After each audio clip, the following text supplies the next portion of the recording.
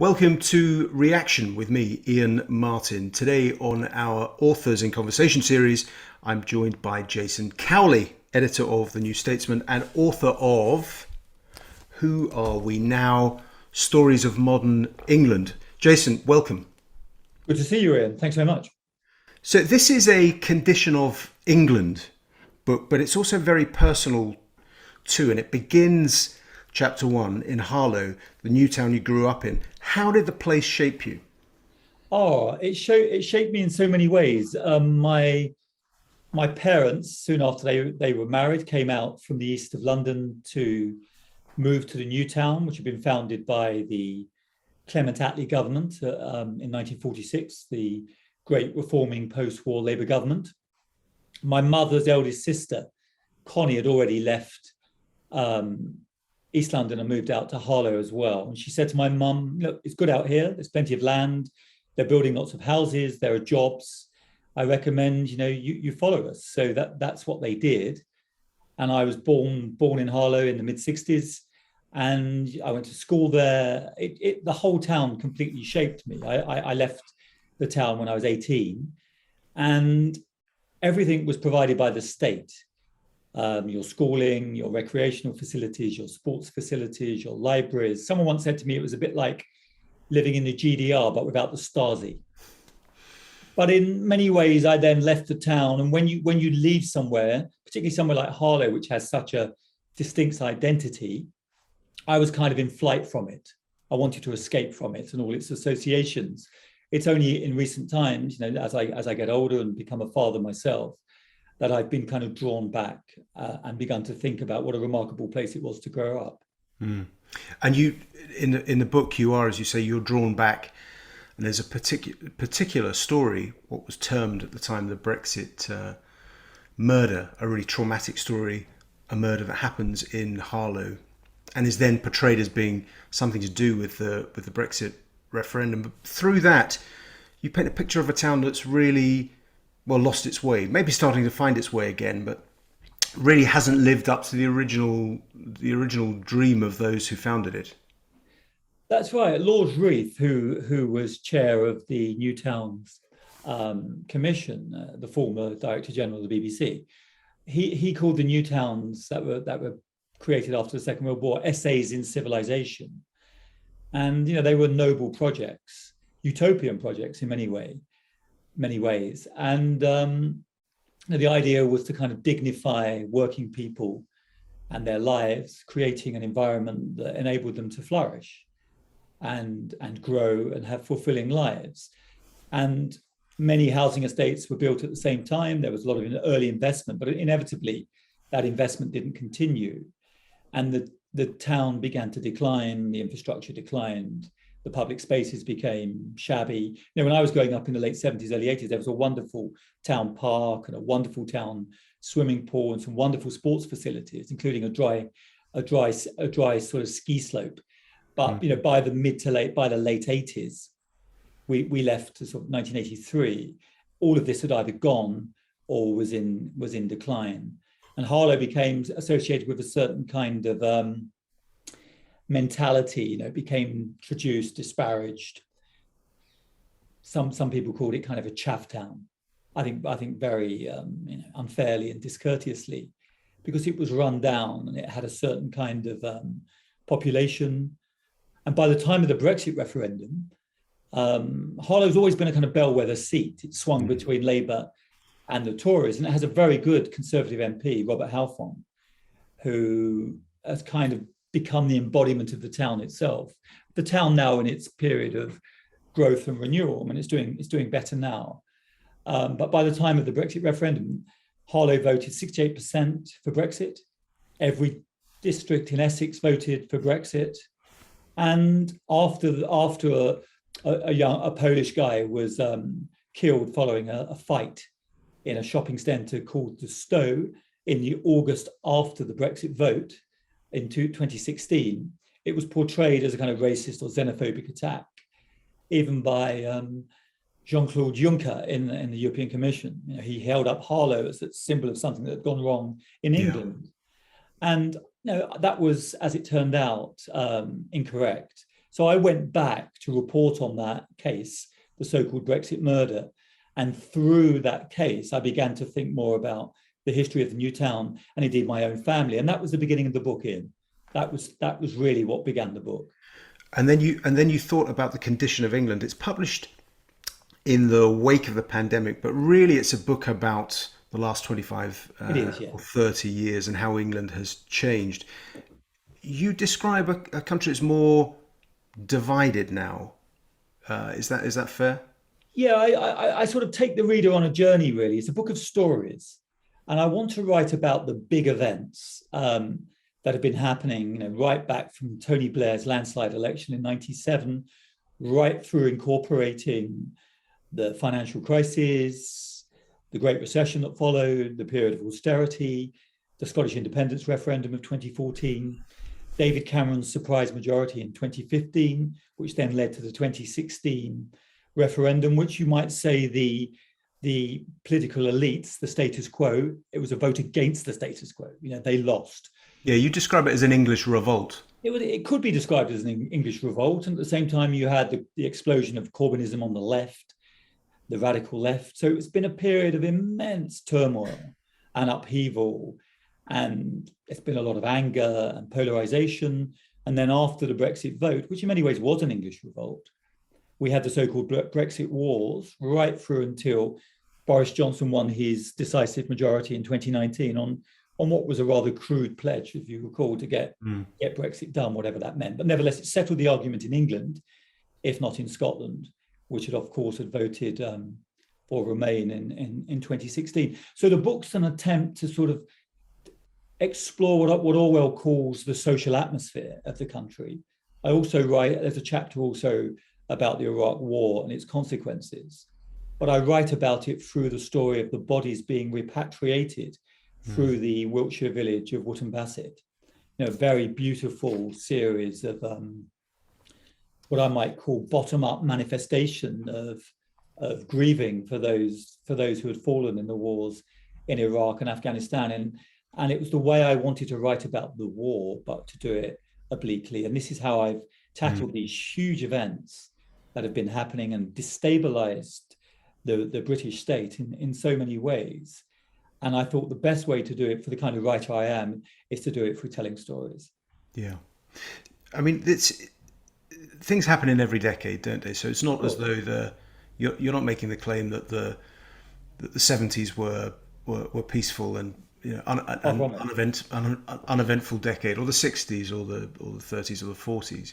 But it does seem to me that you think that something has been lost in terms of social solidarity. That's maybe one of the big shifts from the 90s onwards that changes something about the character, or as you said, the social atmosphere of the country. Yes, I think so. I mean, I kind of mourn that sense of that in many ways it's a romantic sensibility I have. That sense of it may never have been there, but that sense of wartime solidarity that we experienced after 45. Oh, certainly through the war, after Churchill had rallied the nation in extraordinary ways, and we came together, and there was a consensus and a big, ambitious political project, which culminated in the landslide victory for Clement Attlee, although indeed he was defeated 6 years later in 51.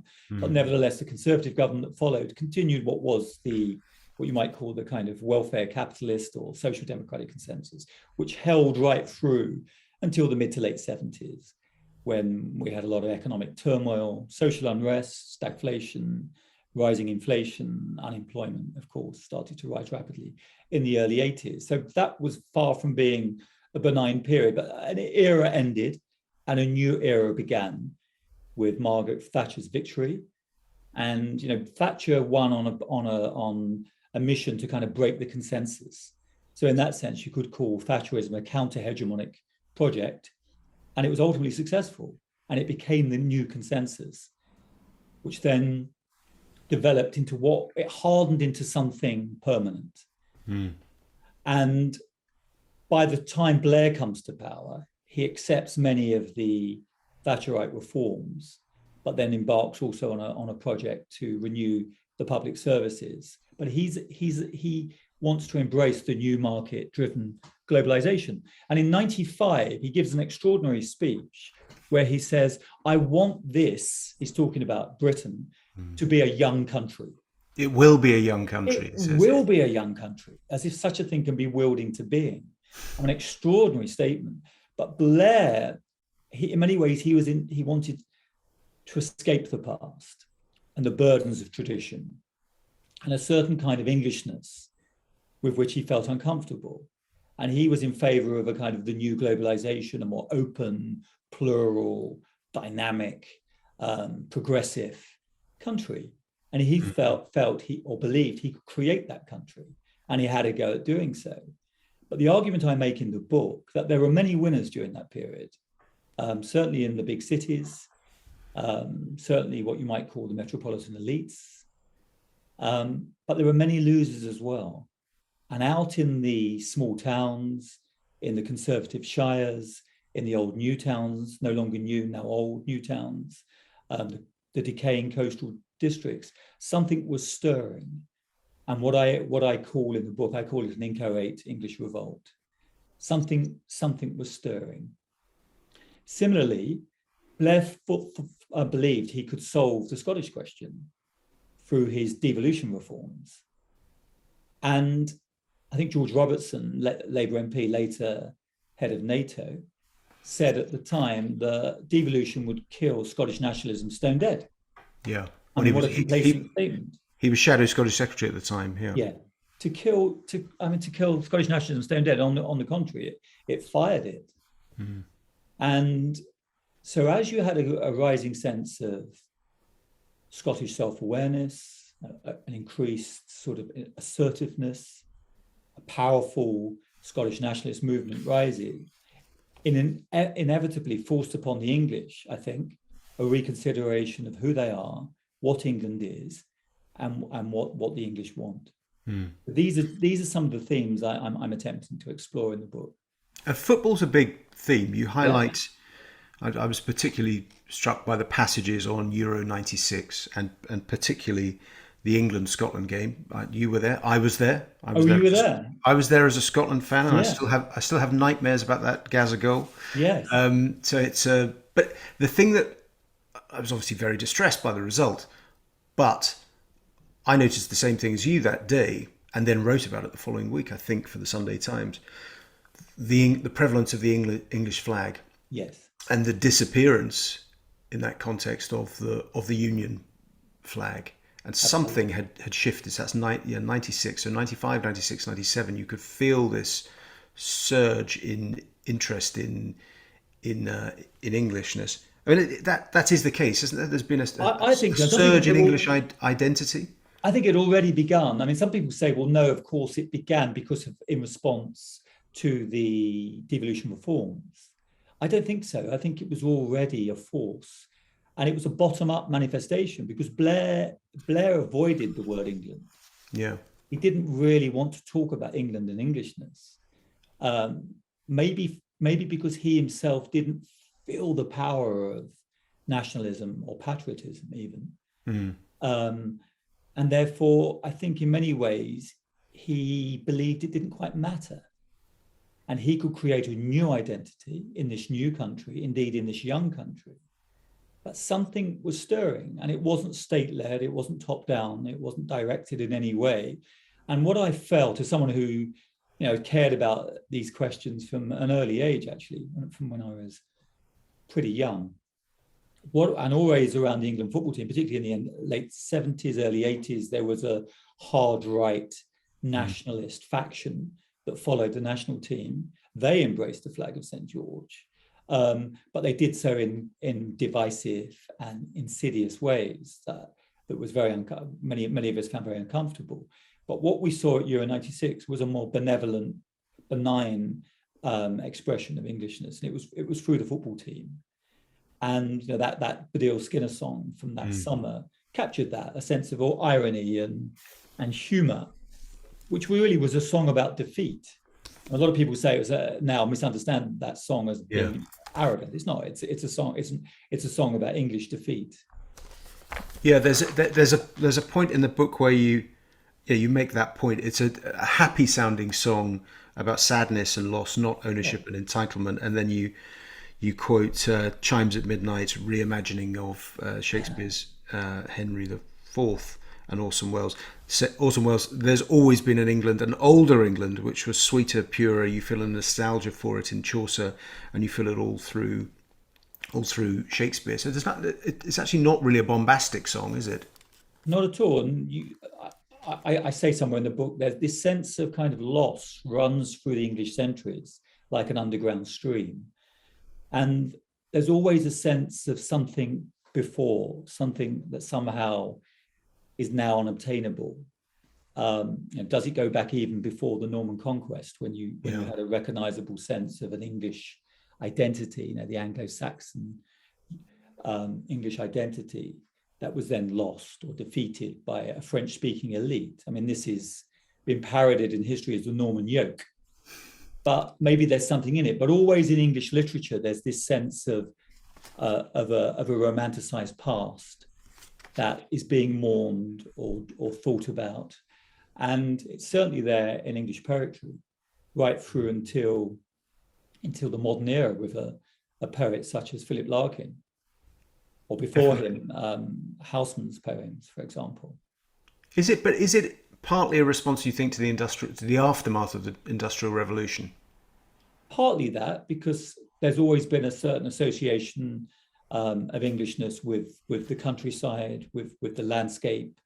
Even in Cobbett, when he's on his journeys through England in rural rides, there's a sense that what we had has been lost because of industrialization and the coming of the factory and the new mechanized way of changing agriculture.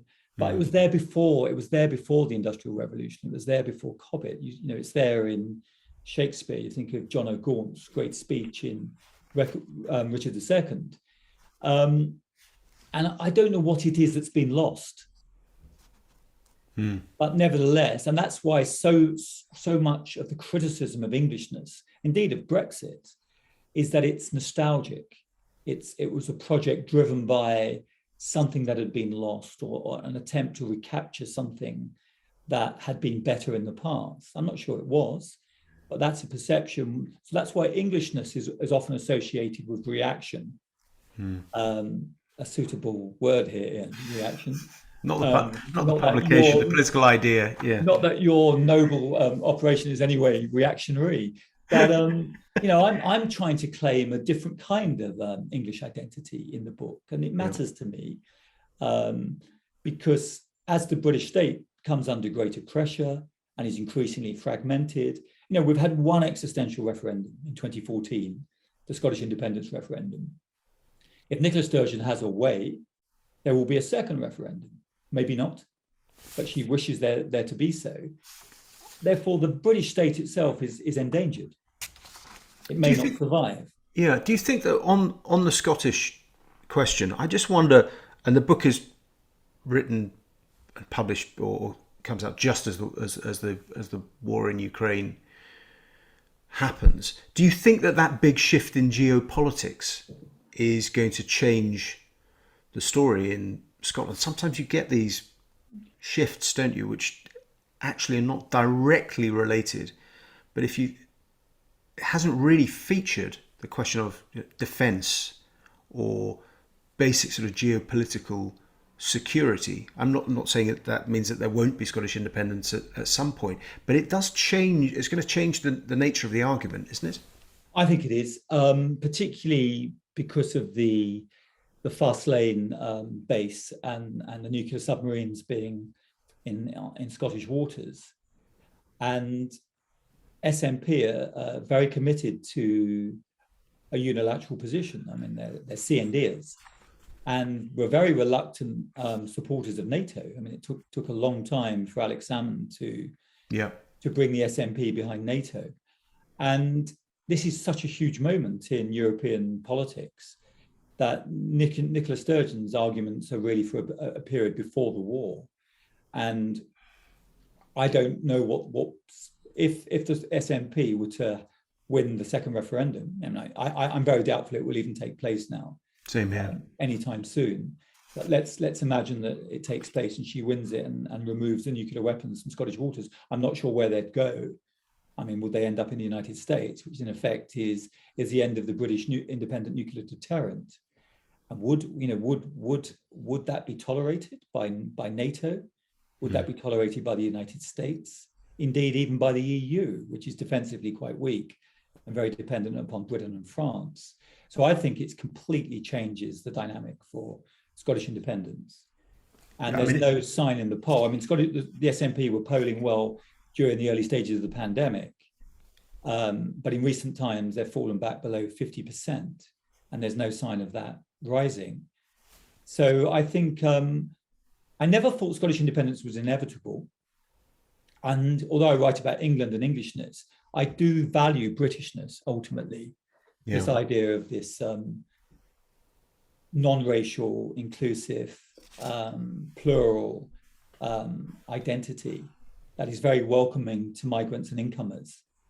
Well, that comes across really strongly in the book. I mean, you cite the Stormzy appearance at Glastonbury in 2019, where he's very clear when he says Black British, and he's wearing a version of, it's a Union flag waistcoat with all sorts of historical echoes. It's really a really interesting choice. Yeah, but then old John Ball. Exactly.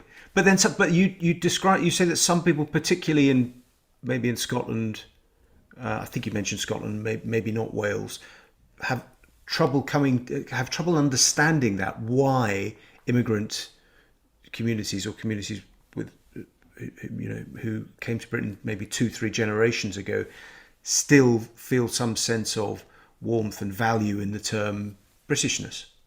Yes, I mean, I remember friends of mine, black friends of mine in London in the 80s into the 90s. I mean, they had a very distinct, what they call Black British identity.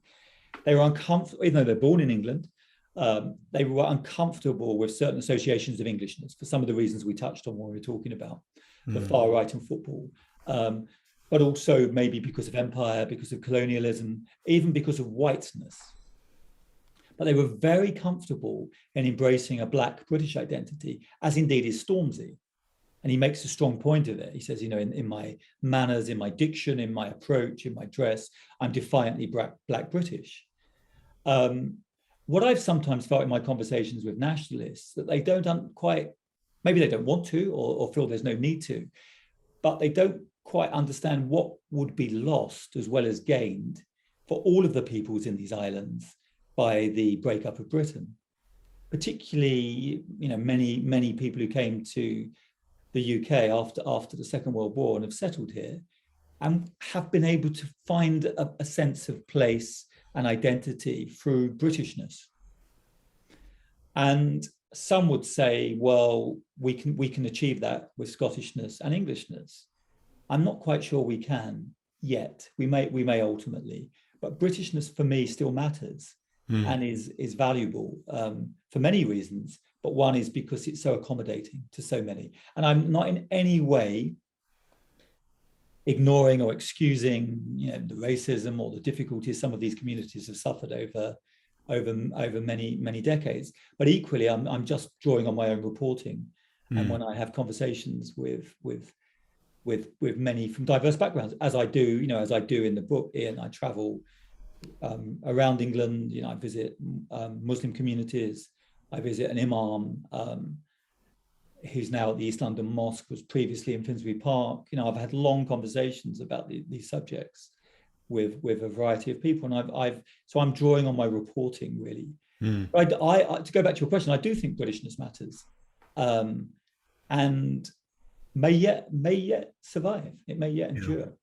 I mean, can you build Britishness, or does this happen naturally through the institutions? I mean, Gordon Brown had a great, I was going to say great push on this. It really wasn't very successful. And Brown, we'll come back to this in a moment, was very scared of the notion of Englishness and always saw England or English self-government in terms of not breaking it up, but thinking of it in terms of regional assemblies and regional government, which may well be important, but could never, was terrified, maybe it's because he was a Scot who wanted to be Prime Minister, of the idea of England having its own distinct political agenda or institutions. But can you rebrand Britishness, or is it just something that it's beyond that? It's either there or not. I don't think you can rebrand it, and I think I didn't warm to Gordon's attempts. Gordon was, as a Scot who wished to become Prime Minister in a country in a multinational state in 86% of the population live in England. I understand why he was worrying away at this. And also he saw the weakening of Labour, and he sensed early the weakening of Labour in Scotland, the party that had been dominant in Scotland, hegemonic in Scotland. He sensed the growing independence movement and what it might ultimately do to Labour in Scotland, as indeed it has. But I don't think you can, these are top-down constructs, but often you feel a sense of a greater British identity at moments of threat. Now, as happened during the Second World War, when something is imperiled, you then feel it. When circumstances are benign, one is rather complacent about the nation and a sense of national identity. We shouldn't be, because it's really important. What brings people together, what makes nations cohere. These are big and important questions, and shouldn't be ignored or neglected, particularly in a multinational state such as ours, where you have such a powerful independence movement in Scotland now. So I don't think, I know what Gordon was trying to do, but I don't think it was particularly successful. And he and Blair were both, they were very relaxed about Englishness being lost within Britishness. They didn't want to talk about England. They didn't want to talk about England having discrete institutions. I mean, famously, England's one of the largest countries, the largest nations without a state. And it has no seat on the United Nations. And we could even make the argument that England, perhaps with Denmark, they're the two oldest European nations. But all of this was lost in the kind of New Labour rhetoric about New Labour, New Britain, the young country. But it came back. It came, when you repress something, it returns. And many of these forces return to destabilize not only Labour, but the British state. Yeah. And in one of the chapters in the book, I write about that wonderful encounter between Gordon Brown and Gillian Duffy in Rochdale during the 2010. I really enjoyed the reconstruction, because as a journalist, I wasn't there, but I was in a newsroom, watching it unfold. I mean, it was like a sort of special edition bonus episode of The Thick of It, and that moment when he doesn't know that he's got on a hot mic, but he's live on Sky, and then the recording being played to him, I think, on the Jeremy Vine show. It's a great piece of storytelling. It's one of the silliest but most important political stories, because I think you capture that sense in which it points to Brexit.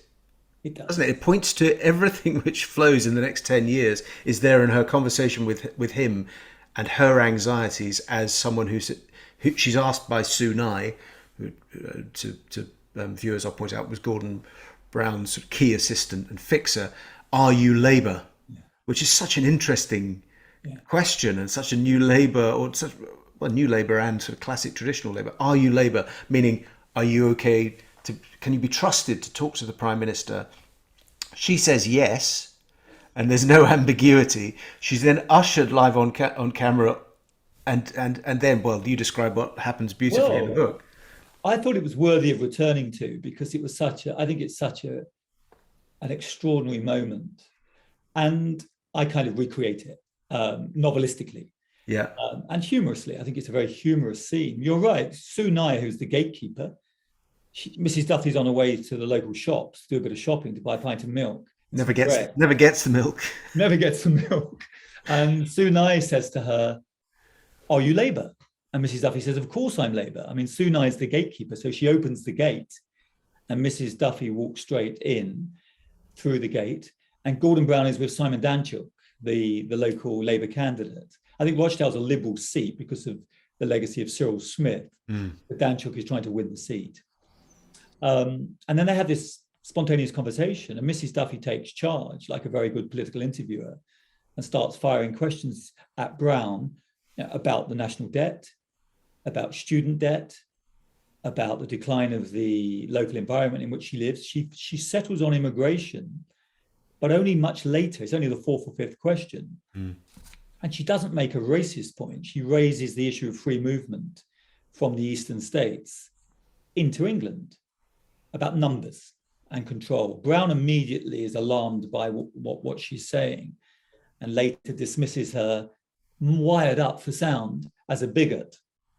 Of course, that travels. Later on, after Jeremy Vine interview, Brown comes back to Rochdale to meet Mrs. Duffy, goes into her house. There's no milk, as you say, because she never got to the shops. So I think he has a glass of whiskey, and they have 45 minutes together. He apologizes, comes out of the house in front of the media, gives an impromptu speech, smiling, and then off he goes in his car. But there's a wonderful moment as he drives away in the car. The camera settles on him, and his face is a mask of misery because he knows it's a disastrous encounter. And I think for New Labour, Mrs. Duffy would have been like a relic coming out of the past to remind them perhaps of what they once were and who the kind of people the party once spoke for. But of course, as I had titled the chapter, Mrs. Duffy is actually a visitor from the future. She's come to warn Gordon Brown about what lies ahead over the next 10 years for Labour. And it's an extraordinary encounter. And ultimately, I went to speak to Mrs. Duffy for the book. I mean, she embraced Brexit. I did many former Labour voters like her. She rejected Corbynism. She didn't vote in the 2019 general election, although many former Labour voters voted for the Boris Johnson Conservatives. She even said, well, they didn't listen in Scotland either, did they? And look what's happened to them there. So that was an extraordinary encounter between a politician famous for control and a former disaffected Labour voter who didn't really benefit, she thought, from the New Labour years. Brown, I remember travelling with Brown during the 2010 campaign. Late on, we went to Newcastle. I travelled with him up from London. He knew he was losing. He knew it was over. And on the way back, I had a beer with him and Peter Mandelson on the train, mostly speaking off the record. And Brown said, look, the good thing is, even though we might lose here, David Cameron has accepted the New Labour agenda. He's not running against New Labour. He's embraced New Labour. Well, as it turned out, much of what David Cameron embraced, much of that New Labour agenda, Mrs. Duffy rejected it, ultimately, as did many disaffected former Labour voters. What was it that they didn't understand about the forces in play in what you might call deep England? Yeah, I think a lot of it is traceable to the financial crisis, that feeling of not having control. Because I think that the myth of, made this point many times before, but I think that the idea, the notion that the economy was something which voters no longer had to worry about. It was just something which was settled at a higher level, global, international level by some clever people who always kept the economy never too hot, never too cold, managed it, smoothed out any possibility of recession. And there was this global project.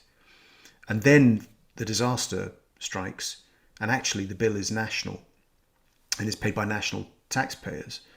And I just think that there's that disconnect between, you look at how sort of hubristic the Brown claims were about having discovered this new economic model, and firstly people couldn't recognize it in their own lives very often, or even if they had benefited, they didn't think that they had, or not to the extent that Brown and Blair claimed. Then there's a crisis, which then leads to austerity. I mean, the other thing which comes across really strongly in the book is it's another reminder, I think, that the surprising thing about Brexit is that people were surprised when you stack it up as you do. I think so. In retrospect, I do agree with what you say about the financial crisis and then the consequences that flowed from it, including fiscal retrenchment and austerity. But yes, I think David Cameron in 2016 asked many people to vote for the status quo. But already the status quo was intolerable for them. I mean, he said they'd be worse off if they voted for Brexit. They'd be poorer in effect. But they were prepared to take the risk on that. They were prepared to gamble because so much for them wasn't right in the present. And that's what I found, certainly when talking to many Northern Labour MPs. They were campaigning on the doorstep for Remain, and their voters were saying, look, we like you, but I haven't had a pay rise for 10 years. I can't get my child into the local school. The local hospital is in special measures. They expressed unease about Eastern European migration, something that Nigel Farage exploited so successfully. And they said, we're not going to vote for Remain. We're going to take a punt here and vote against what David Cameron is asking us to vote for. And it was an extraordinary moment for the David Goodhart calls them the cognitive elites. I mean, it was an extraordinary moment for not just liberals, but also conservatives, the Europhile establishment conservatives. Orwell has this phrase about when you give the opportunity for ordinary people to be heard, they can sometimes give what he called a tug from below. And certainly I think the vote for Brexit was a tug from below. And the governing elite, it swept David Cameron from power, ultimately led to Boris Johnson arriving in number 10 Downing Street. And there were attempts to push back or revoke even. I mean, you remember the Liberal Democrats in 2019 campaigned on a manifesto pledge to revoke the result. I still find that extraordinary. Not even to have a second referendum, to revoke it. Yeah. And as we know, their leader, Jo Swinson, ended up losing her seat for different reasons because of the pressures in Scotland. But no, it was, in retrospect, it is extraordinary at anyone's surprise. And it's the cognitive elite you described that, well, let's face it, are used to winning in life. Absolutely. Not always. All people have ups and downs, but broadly in the field of education, employment, culturally, they're used to dominating or broadly getting their way, and then they get the wrong answer in 2016, horrified, and then try and rerun the whole process. I'm still astonished that they attempted that. I mean, where does Boris Johnson fit into this story? Do you think this condition of England story of yours? He doesn't really, because I'm interested in what I call the politics of the common good. And Johnson, I find a deeply unserious politician. I've never underestimated him. And he has a charisma that plays well beyond liberal London that I know well. In some ways, he runs as a kind of anti-politics politician very successfully. And also, he's always been underestimated by the left, because they've always been wanting to dismiss him as a clown. But he's a clown that always wins. And why he's so dangerous, I think, is also because he has a sense of his own, he's not an ideologue. He's pragmatic. He's prepared to spend money. As we see now, he's prepared to raise taxes. What he does, he has an instinct for power and for holding on to power, for winning and then holding on to power. He doesn't really, I haven't written a chapter about Boris Johnson in the book. I mean, that already I think enough has been written about Boris Johnson. And I'm not one of these journalists who obsesses about Boris Johnson. I accept him for what he is, but I do find him unserious, Iain. I've read his writings over the years. They're fluent, they're witty, but he's never written anything that's made me change my mind or impressed me or think this guy has a kind of depth or moral depth to his thinking. It's, So it's, he's yeah, not the kind of figure that interests me as a writer. as you say, there isn't a chapter, and he's not really a character in this book, but he's sort of there in the background, and I Yes, think he's there in the that is background. it's the right decision, because otherwise, he just ends up sort of taking over. But do you think the next Labour government, if there is to be such a thing, what does the next Labour government look like? And, well, to get there first, the coalition of interests, which in 2019 gives Boris his victory, and that political movement which capitalises on all the things you describe in the book and turns into a Tory majority in 2019, that coalition has to disintegrate. Do you think are the conditions there for a Labour potential victory, and then what would they be like in government? I think it's extremely hard for Labour to win for one of the reasons we touched on earlier, which is the collapse of Labour in Scotland. In 2015, after the independence referendum in 2014, which sort of fired the nationalist movement, Labour went into that election under the leadership of Ed Miliband, I think with 41 of the 59 Scottish Westminster seats, and they came out of it with 1. I mean, that was an epic defeat from which I think there's probably no return. The forthcoming local elections suggest there might be an uptick in support for Labour to go back above Conservatives as the second party in Scotland. I mean, Conservatives polled particularly well in 2017 under Ruth Davidson, indeed, when Theresa May was Prime Minister. But I think it's extremely hard for Labour to win in Scotland. So therefore, they have to win in England. And the coalition that once held Labour together is what you might call the coalition of organised Labour, the organised working class, and the Fabian intellectual. That's now become a very fragile coalition. And Labour are very strong in the cities, in the university towns, in Oxford, Cambridge. They're strong in Manchester. Of course, they're strong in London. And they're weak everywhere else. They're particularly weak, in Essex, where I'm from. I don't think there's a single Labour MP. I think there's one in Kent. I don't think there are any in Hertfordshire. So, not only do they have to go back into their former heartlands in the Red Wall areas and win, and they could start to win back some of those seats. And in the Midlands, they're going to have to start winning some of the seats that Tony Blair won. And then hope that Liberal Democrats start to win back some of those Lib Dem Tory marginal seats or former marginals in the outer London areas, maybe in the southwest, in the west, where the Liberals used to have seats under Charlie Kennedy and then Nick Clegg. So it's extremely hard, I think, even though I understand that the Tories' internal polling is very bad at the moment, what they're getting back from their local candidates. I still think it's extremely difficult for Labour to overturn, an 80-seat majority from 2019. I mean, it took them 2 elections to win in 97. I mean, Kinnock reduced the majority into the 20s against John Major in 92. And obviously Blair swept to power in 97. It's very, very difficult. And Starmer's competent. He's pragmatic. He's a little bit dull. He's tried to change the language around the party after the Corbyn years. He's not particularly radical. He's easily caricatured as a Islington lawyer, as indeed Johnson does, I think, very successfully in the House of Commons, to which Starmer doesn't seem to have an answer. I mean, he's not quick-witted, and he's not a fluent speaker in the way that Blair was. Yeah.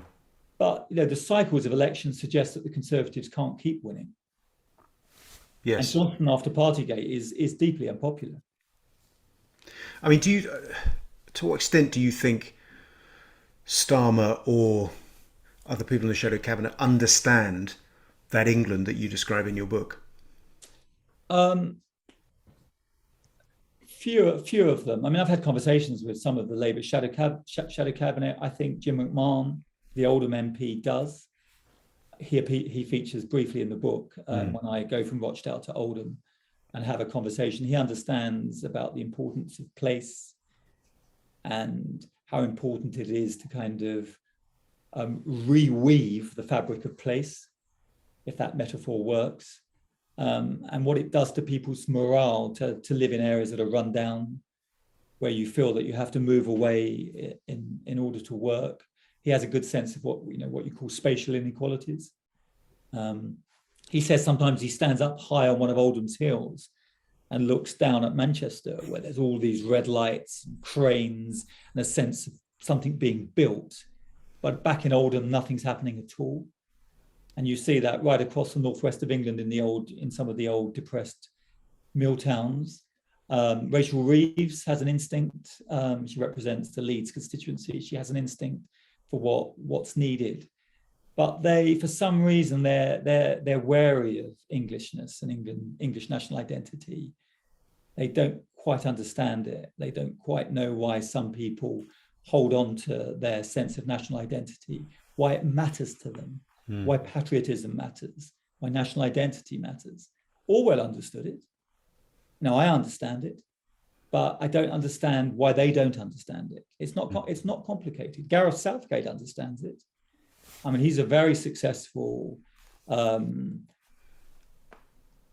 England manager, but he's a good politician.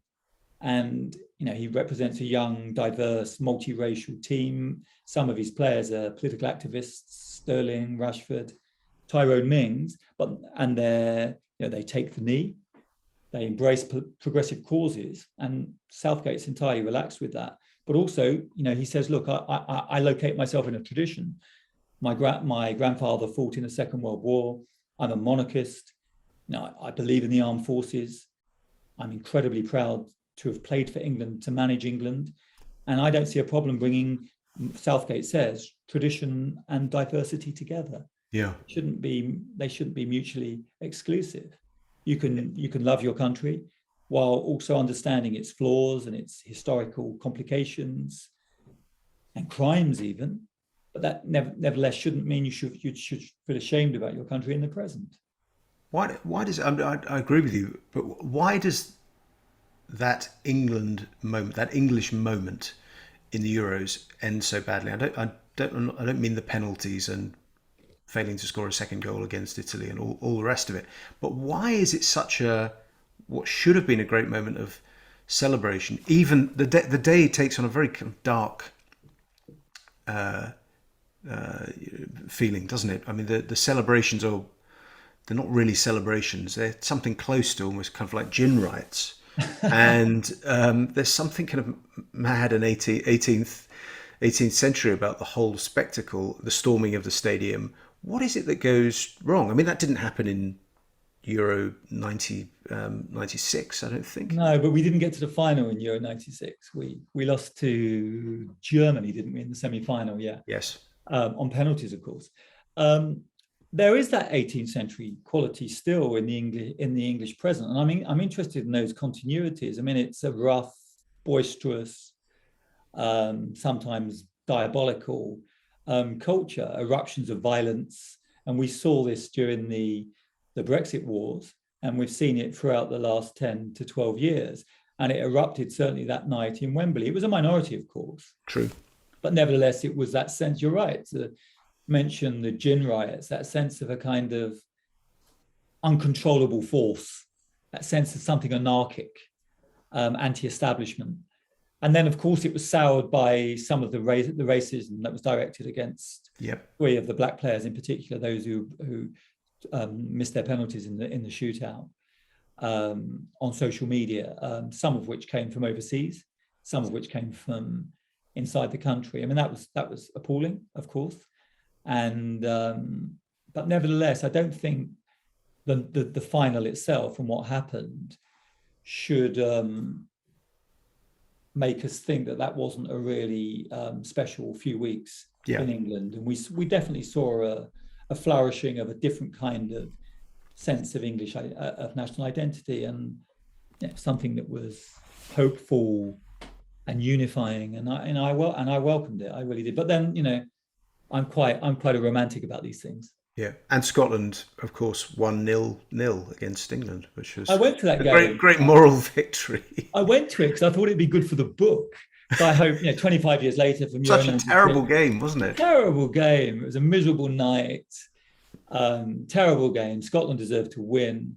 There was nothing there for me for the book from that occasion. Very small crowd as well because of COVID restrictions. There's only about 25,000 people in the stadium at that point. Later in the tournament, more people were allowed in. But I couldn't find a political meaning that night, Iain.